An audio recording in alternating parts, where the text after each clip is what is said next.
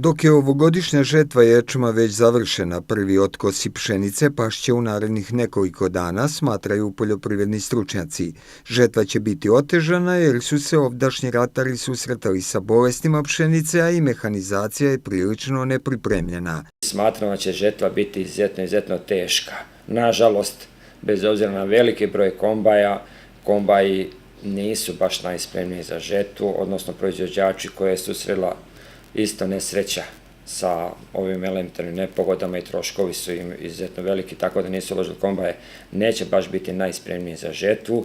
Procena je da će zbog otežane sezone, koja nije pogodovala ozimim usjevima, prinosi biti znatno umanjeni od očekivanih, a i kvalitet zrna će biti ispod standardnog. Prinosi, nažalost, ovdje na našim terenima neće ni malo biti ohrabrujući.